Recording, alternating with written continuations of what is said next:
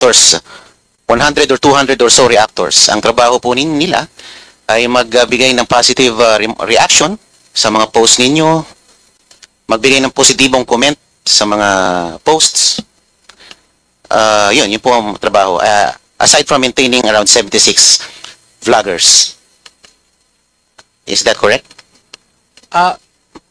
Your Honor, if I may clarify, you mentioned PCSO or PCO? PCO, I'm sorry. PCO. Meron daw kayong maintain na 200 reactors.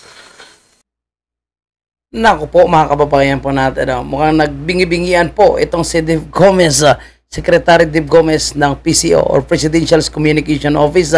Dahil yun nga po mga kababayan po natin, kini-question po at bini-verify sa kanila ni Congressman Paulo Marcolita kung totoo na may mga empleyado po silang vloggers, reactors o itong mga tinatawag nating trolls, no, na nagbibigay ng comment dito po sa PCO at nag-aatake po sa mga Duterte vloggers. Alam nyo, matagal na po yung usap-usapan na yan mga kababayan po natin, no, na talagang may binabayaran po sila. Siyempre, ano ba nga asahan natin? Hindi ko nga aamin po itong si Secretary Gomez. Parang kumuha ito ng bato at inuntog yung ulo niya. Siya mismo umuntog ng ulo niya sa bato. No? Kung aamin siya, sigurado hindi pa siya nakaalis dyan sa hearing niyan. Sigurado sibak na po siya. So anong aasahan natin? Di magdi-deny talaga yan, mga kababayan natin. Okay, patuloy natin. Tingnan natin yung kanilang pag-uusap po dito. At ano po ang kanyang hinihiling na budget, no, dito po sa PCO ngayon. And 76 or so vloggers. To that point, Your Honor, we don't maintain reactors and bloggers. We have organic supporters of the president who really organic supporters talaga who comments on our post, but we don't retain any of those bloggers or reactors, as you may put it. Those are organic, real people commenting on our posts. Organic, real people, tapos taga-Vietnam, taga-India, Thailander. Pero bang supporter doon yung si Bongbong Marcos? Tapos naka-lock profiles. Pwede ba yun, PCO? The activities, the programs of the president. Secretary, looking at the budget of the PCO proper, the fluctuations are rather large. From 493 million in 2023, it reached nearly 90% to 933 million in 2024, only to be cut to 695 million in 2025. And now, the PCO is requesting a 954 million budget for 2026. This rather yo-yo or fluctuating budgeting makes it impossible to track long-term strategies. Could you kindly explain to us what new urgent mandate justified the nearly doubling of your budget in a single year? Thank you, Your Honor, Madam Chair, and thank you for this opportunity to explain what you have described, Your Honor, as the yo-yo budget. I was informed that the budget in 2024 was significantly reduced because of the low utilization rate in 2024. Unfortunately, the budget went down after that. But based on the 2025 budget, what we are proposing right now for 2026 is really more aligned to the 2024 level and consistent with the programs that we have initiated in 2024. Plus, not to mention the fact that we are looking at a very important year for this administration next year. We are about to host the ASEAN next year, and this will require a lot of communications support from our agency and our attached agencies, and just restoring it to about the level of 2024 will enable us to cope with the responsibilities and the tasks ahead of us in 2026. Just a follow-up question. The bulk of the increase was in PCO's maintenance and other operating expenses, which grew to 689 million. Meanwhile, PCO's 2026 performance targets for 2026, such as disseminating 3,350 new news releases, are identical to PCO's 2024 targets, despite requesting an even higher operations budget. How can PCO justify a higher budget when PCO's own targets remain stagnant? Is the PCO simply asking for more money to do the same amount of work? Thank you, Your Honor. Again, thank you for allowing us to clarify that point. We are already we've made representations already with the DBM to revise this target to accurately reflect the levels as stated in the MOOE. So we are now in the process of revising those targets, increasing those targets, and coming to an agreement with the DBM on this one. Thank you for that answer. My last question. Nakalagay po sa mandato ng PCO na ang Presidential Communications Office ang magsisilbing primary communications arm ng gobyerno. At isa sa mga pangunahing trabaho ninyo ay ilathala ang mga magagandang achievements ng ating pamahalaan. While looking at your Facebook account, wala akong masyadong makita na notable achievements. Nako, booking po mga kababayan po natin. Kasi ang pinapublish nila dito is pang-aatake sa mga Duterte. Yung PCO mismo ay nagiging attack dog na rin against po sa mga kritiko.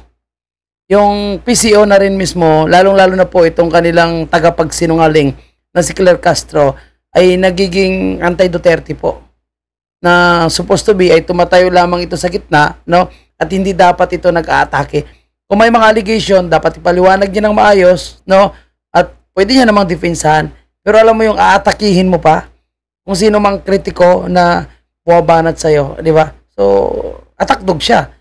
Sabihin niya na defense dog, ipareho naman yon sa attack dog, di ba? So, kaya wala talaga silang ilathala dyan, no, sa kanilang official Facebook page. Di ba, Dave Gomez? Sa PCO Facebook page. Ang nakikita ko lang recently, yung mga inspection ng ating Pangulo sa mga faulty flood control projects. I don't know if it's that an achievement in itself. Nakita ko rin yung libre Achievement yung inspection. Siyempre, photo option. sakay program. I think that's quite an achievement. Pero wala akong makitang malakihan o noteworthy or notable flagship project ng ating sa ngayon. Wala akong makita. And meron din kasi akong kakilala sa PCSO. Hindi naman ganun kakilala pero nakakapagkwento rin siya. Sabi niya, we hire reactors. Ang trabaho ng reactors, 100 or 200 or so reactors. Ang trabaho po nila ay magbigay ng positive reaction sa mga posts ninyo, magbigay ng positibong comment sa mga posts. Yun po ang trabaho. Aside from maintaining around 76 vloggers. Is that correct? Your Honor, if I may clarify, you mentioned PCSO or PCO? PCO, I'm sorry. PCO. Meron daw kayong maintain na 200 reactors and 76 or so vloggers. To that point, Your Honor, we don't maintain reactors and bloggers. We have organic supporters of the president who comments on our post, but we don't retain any of those. Napansin niyo po mga kababayan po natin, no? Mukhang nagkautal-utal po itong si Dave Gomez, no? Mukhang hindi niya inaasahan na magiging kasama po sa kanyang budget interpolation ay itong vloggers. Yung reactors, alam na natin yan, automatic na yan, no? Itong mga trolls, hindi lang actually 200, kundi 200,000 siguro yan. Sa dami yung mga nag-comment. And they are not actually organic eh. Dahil ang organic, no, walang takot po yan na nakabukas yung kanilang Facebook, hindi po yung mga nakalak. Di ba? Bloggers or reactors, as you may put it. Pagka magka-utal-utal talaga, alam na talaga natin yan. Those are organic, real people commenting on our posts, commenting the activities, the programs of the president, and they are by no means employed by us. Taliwas po ang aking impormasyon na natanggap. Ito po ay binabayaran itong mga reactors natin ng 7,000 a month yan. para magbigay ng magandang komento at Sana all talaga, 7,000 a month. magbigay ng magandang react, siguro heart or like para po maganda ang traction ng ating mga posts. Kung sa tingin niyo po, Mr. Secretary, ito po ay organic, bakit po natin sila kailangang bayaran? Hindi po ba? Meron pa silang allowance sa load, bukod po sa kanilang sweldo. Opo, with all due respect, Your Honor, hindi po namin sila binabayaran, and we can check that in the line item po of our budget. Wala po kaming binabayaran. Pwede naman yan sa confidential fund ni Bongbong eh. As I said, and I will reiterate, these are organic, real people who supports the President and comments positively on the activities and programs of the President on our official channels, official platforms in social media. So wala po yun sa line item ng budget namin, Your Honor. Kung wala po kayong binabayaran, ano po ang komposisyon ng mga job orders po at COSs na binabayaran nyo that comprises most of the personnel services? Yes, Your Honor. For the JOs and the COS, their roles and responsibilities are clearly defined in the contracts that they signed, and we will be more than honored to furnish the committee with the JOs and the COS contracts if required, Your Honor. Ma'am, how much time am I given left?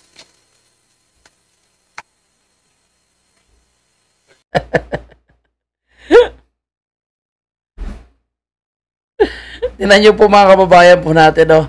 Napainom ng tubig po itong si Dave Gomez, no? Mukhang halata na kinabahan po ito dahil nagkautal-utal po itong si Dave Gomez. Actually, mga kababayan po natin, no? Kung talagang hindi po sila nagka-hire, no? At kung organic talaga, hindi dapat hindi yan nakalaki yung mga profiles. Pati na po yung mga trolls nila. And dito mga vloggers na atake ng atake po sa mga Duterte at sa Duterte vloggers, mga kababayan po natin. Tapos sa Dave Gomez, hindi daw binabayaran. Pero bakit kaya napainom ito bigla ng tubig, no? Bigla itong kinabahan ba, no? At nagkautal-utal. At dapat itong si Claire Castro, no? Ay, alam mo, no? Lalo yung sinisira yung imahe ni Bongbong Marcos, eh. Dahil sa pagiging atakdog niya against po sa mga kritiko at the same time po sa mga Duterte. Imagine mo, pati yung mga supporters, binabanatan niya na rin, supposed to be hindi ganun ang trabaho ng Presidential Communication Office. Pero kahit hindi man siguro ki-questionin po nitong si Congressman Paulo Marcolita, itong sinasabing mga trolls at mga bayarang vloggers ng PCSO, alam naman po yan ng ating mga kababayan at nakikita naman natin base po sa mga reaction ng kanilang mga vloggers.